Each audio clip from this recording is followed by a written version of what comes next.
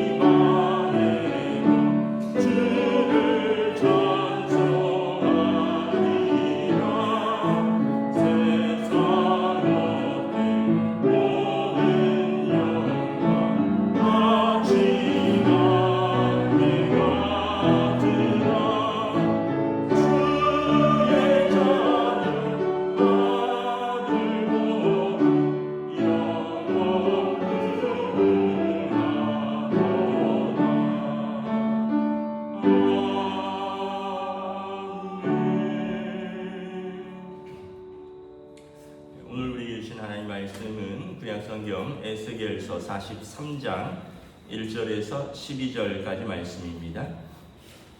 에스겔서 43장 1절에서 12절까지 말씀입니다. 다 찾으신 줄 알고 저와 여러분들이 한 절씩 기도합니다. 그 후에 그가 나를 데리고 문에 이르니 곧 동쪽을 향한 문이다. 이스라엘 하나님의 영광이 동쪽에서부터 오는데 하나님의 음성이 많은 물소리 같고 땅은 그 영광으로 말미암아 빛나니 그 모양이 내가 본 환상 곧 전에 성읍을 멸하려 올 때 보던 환상 같고 그발 강가에서 보던 환상과도 같기로 내가 곧 얼굴을 땅에 대고 엎드렸더니 여호와의 영광이 동문을 통하여 성전으로 들어가고 영이 나를 데리고 안뜰에 들어가시기로 내가 보니 여호와의 영광이 성전에 가득하더라. 성전에서 내게 하는 말을 내가 듣고 있을 때 어떤 사람이 내 곁에 서 있더라. 그가 내게 이르되 인자야 이는 내 보좌에 쳐서 내 발을 두는 처소 내가 이스라엘 족속 가운데 영원히 있을 곳이라. 이스라엘 족속 곧 그들과 그들의 왕들이 음행하며 그 죽은 왕들의 시체가 다시는 내 거룩한 이름을 더럽히지 아니하리라. 그들이 그 문지방을 내 문지방 곁에 두며 그 문설주를 내 문설주 곁에 두어서 그들과 나 사이에 겨우 한 담이 막히게 되었고 또 그 행하는 가증한 일로 내 거룩한 이름을 더럽혔으므로 내가 노하여 멸망시켰거니와 이제는 그들이 그 음란과 그 왕들의 시체를 내게서 멀리 제거하여 버려야 할 것이라. 그리하면 내가 그들 가운데 영원히 살리라. 인자여 너는 이 성전을 이스라엘 족속에게 보여서 그들이 자기의 죄악을 부끄러워하고 그 형상을 측량하게 하라. 만일 그들이 자기들이 행한 모든 일을 부끄러워하거든 너는 이 성전의 제도와 구조와 그 출입하는 곳과 그 모든 형상을 보이며 또 그 모든 규례와 그 모든 법도와 그 모든 율례를 알게 하고 그 목전에 그것을 써서 그들로 그 모든 법도와 그 모든 규례를 지켜 행하게 하라. 성전의 법은 이러하니라. 산 꼭대기 지점의 주인은 지극히 거룩하리라. 성전의 법은 이러하리라. 아멘. 네, 할렐루야. 네, 오늘 또 새날을 주셨습니다. 주님께서 은혜와 평강으로 함께하여 주시기를 축복합니다. 에스겔이 예루살렘 성전이 멸망했는데 하나님께서 새 성전의 환상을 보여주시죠. 이 새 성전의 환상은 두 가지 의미가 있다고 했습니다. 하나는 이후에 수룹바벨에 의해서 재건될 제2성전을 의미하기도 하고요. 이것도 마지막으로는 메시아께서 오실 때 영원히 무너지지 아니하는 새로운 성전에 대한 환상입니다. 제가 말씀드렸지만 메시아께서는 성전의 동쪽 문으로 오십니다. 이게 에스겔 선지자가 본 환상이고 이러한 선지자들의 예언을 근거로 유대인들은 메시아는 동쪽 문으로 오신다라고 믿고 있습니다. 오늘 1절에 보면 그 천사가 나를 데리고 그 성전의 문에 이르렀는데 동쪽을 향한 문을 보여줍니다. 이스라엘 하나님의 영광이 동쪽에서부터 옵니다. 그러니까 메시아가 이 동문을 통해서 들어오신다는 의미입니다. 그때 많은 물소리와 같은 하나님의 음성이 들리고 땅은 그 영광으로 말미암아 빛납니다. 요한계시록에 보면 많은 물소리와 같은 소리라고 했는데 다시 말하면 어떤 감당할 수 없는 그 하나님의 임재의 영광입니다. 3절에 보면 그 모양이 내가 본 환상 곧 전에 성읍을 멸하려 올 때 보던 환상 같고 그발 강가에서 보던 환상 같기로, 그러니까 이 동쪽으로 들어오시는 하나님의 영광의 임재 앞에 내가 땅에 엎드러졌다라는 거예요. 또 다시 말합니다. 여호와의 영광이 동문을 통하여 성전으로 들어가고, 그래서 말씀드렸다시피 성전의 동쪽 문은 메시아 출입문이라고 해서 사람들이 출입하지 못하게 항상 채워두고요. 양가에 문지기들이 방을 3개씩 두고 지키고 있습니다. 왜냐하면 이곳은 사람이 출입하는 문이 아니라 메시아께서 오시는 문이다. 그리고 5절에 보면 메시아께서 성전에 들어오시니 여호와의 영광이 성전에 가득하더라. 쉐키나라 그랬는데 하나님의 영광이 가득한 모습입니다. 출애굽기에 보면 성막이 처음에 출애굽기에서 모세에게 하나님께서 성막을 지으라 라고 말씀하시고 성막이 지어진 이후에 빽빽한 구름이 성막을 덮었고 그리고 모세가 그곳에 들어갔었죠. 그러니까 이 하나님의 임재의 영광을 말하는 것입니다. 하나님의 임재의 영광은 이제 또 어떤 때 쓰냐면 지성소에 대제사장이 1년에 한 번 대속죄일에 들어가는데 그때 그 이제 그 속죄소, 그러니까 지성소 안에 법궤가 있는데 그 법궤의 뚜껑이 속죄소입니다. 그때 그곳에 속죄소에 양의 피를 바르며 자신과 백성의 죄를 속죄를 위해서 기도하죠. 그때 그 안에 향을 피웁니다. 왜냐하면 하나님의 임재의 영광 때문에 모세가 하나님을 뵈면 죽을까봐 그 안에 향을 가득히 피우거든요. 그러니까 이 향으로 상징되는, 그러니까 빽빽한 구름으로 상징되는 하나님의 영광이 그곳을 가득 채우는 곳입니다. 성전에서 말씀이 있습니다. 그가 이르되 7절에 이는 내 보좌에 처소 내 발을 드는 처소 내가 이스라엘 족속 가운데 영원히 있을 곳이라. 성전은 하나님의 보좌의 처소입니다. 그래서 성전을 하나님의 집이라고 하는 것이고요, 또 거룩한 전이라고 하는 것이고요, 또 거룩한 장소, 성소라고 하는 것이죠. 그러므로 이 거룩한 곳에는 이 거룩하지 못한 것들은 함께 있을 수가 없는 거죠. 보면 7절 하반절에 보면 그동안 이스라엘의 족속과 그들의 왕들이 어떤 면에서 보면 영적 음행, 육적 음행으로 인하여 하나님의 거룩한 성전을 더럽혔다는 거예요. 하나님의 거룩한 이름을 더럽혔다는 것입니다. 그래서 8절에 보면 그 하나님과 그 백성 사이에 그 거룩한 이름을 더럽혀서 담으로 막히게 되었다라는 것입니다. 결국 그들은 성전의 멸망과 함께 멸망했죠. 성전의 무너짐과 함께 멸망했습니다. 그러니까 성전은 이제 하나님의 임재의 거룩한 장소이지만 그곳에 있는 사람들의 거룩함이 동반되어야지 하나님께서 그들과 함께 하신다는 거예요. 근데 성전은 있는데 그곳에 있는 사람들이 부정하다면 결국 하나님과 그들 사이에 담이 생기는 것이죠. 그리고 어떠한 교류가 없는 것입니다. 그런데 에베소서에 보면 예수께서 오셔서 우리 사이에 막힌 담, 하나님과 우리 사이에 죄의 담, 또 유대인과 이방인 사이에 그 막힌 담을 허셨습니다. 당신의 육체로 허셨습니다. 그 막힌 담은 사실은 지성소와 성소를 가로지르는 휘장막으로도 표현되지만 그 죄에 막힌 담인데 예수님의 몸으로 친히 허셨다라는 것입니다. 그래서 이제는 다시는 그 성전에서 그들의 부끄러움으로 하나님 앞에 설 수 없다라는 것입니다. 그래서 10절에 보면 너는 이 성전을 이스라엘 족속에게 보여서 그들이 자기의 죄악을 부끄러워하게 하고 그 형상을 측량하게 하라. 이제 다시 하나님의 성전에 들어갈 수 있는 사람의 자격은 자기 죄를 부끄러워하는 사람입니다. 그러니까 이 사람이 회개하는 사람입니다. 죄를 부끄러워하지 않으면 회개할 이유도 없어요. 내가 뭘 잘못했는데 이런 사람에게 부끄러움이 없잖아요. 근데 자기의 죄와 허물을 아는 사람은 하나님과 사람 앞에서 부끄러운 거죠. 근데 부모로서 가끔 자녀들이 저희가 뭘 잘못했는데요 이러면은 더 할 말이 없어요.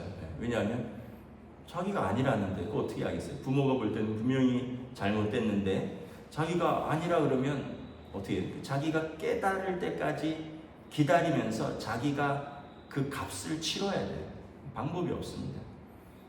여러분 우리도 마찬가지. 우리가 뭘 잘못했는데요 하나님 앞에서 우리가 뭐 그렇게 죄인인데요. 그러면 하나님의 인격적인 하나님이에요. 할 수 없어요. 우리가 회개할 때까지 징계의 기간을 갖게 되는 겁니다. 그 이스라엘의 70년간의 포로 생활입니다. 그들이 그발 강가에서 울면서 회개했잖아요. 그들이 그곳에서 하나님의 성전을 그리워하면서 울었다 했습니다.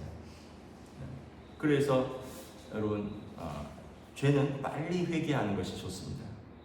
부끄러워할 때 회개하게 되고요.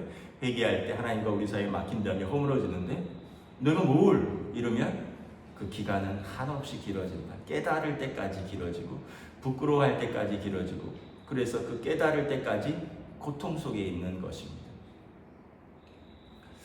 이제 하나님께서 그들의 행한 일들을 측량하라. 그리고 그들에게 성전의 모든 법도와 규례를 알게 하라. 우리가 앞에서 보았죠. 그 천사가 줄자를 가지고 다 측량을 합니다. 담은 몇 센치고 벽은 몇 센치고 광장은 몇 센치고 다 측량해요. 여러분, 측량한다는 의미가 뭘까요? 하나님께서 저와 여러분의 삶을 측량하신다는 이야기입니다. 얼마나 두렵습니까? 저와 여러분들의 말 한마디, 행동 하나하나, 우리의 삶을 하나님이 다 측량하신다고 하면 얼마나 두렵습니까? 그래서 우리에게는 예수 그리스도의 속죄의 은혜가 필요한 것이죠.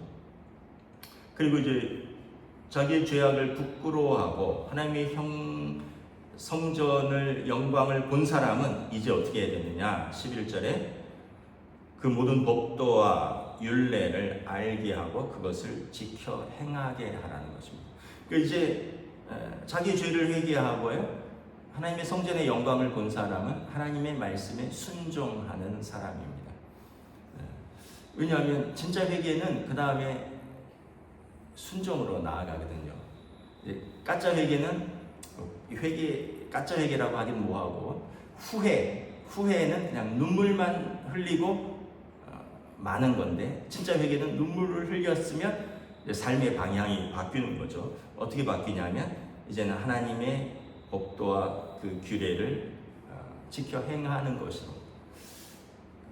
여러분, 뭐 자녀들이 부모에게 잘못했어요, 말로 이제 회개하는 건 고마운 일인데, 그리고 나서 그 삶이나 행위나 어떤 생활 방식이 전혀 바뀌지 않았다 그러면 진짜 어떤 회개와 또 새로운 삶으로 나아가는 것일까, 아니면 여전히 그냥 말로만 한 것일까?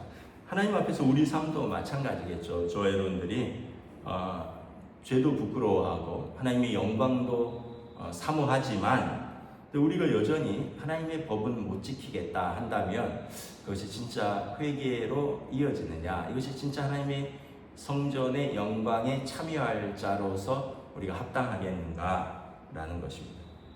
그래서 오늘 말씀은 우리가 다시 한번 기억하는 것처럼 이 성전은 마지막에 이루어질 메시아가 오셨을 때 세워질 하늘의 성전이기도 하고요. 또 우리가 한 가지 또 기억할 것은 메시아는 성전의 동문으로 오신다, 동쪽으로 오신다. 그리고 이 성전에 들어갈 자들은 자기의 죄를 부끄러워하는 자들이고요. 그러한 자들은 이제 하나님의 율례와 규례와 법도를 지켜 행하는 자로 변화되는 사람들이 그 성전에 들어가기에 합당한 사람들이다.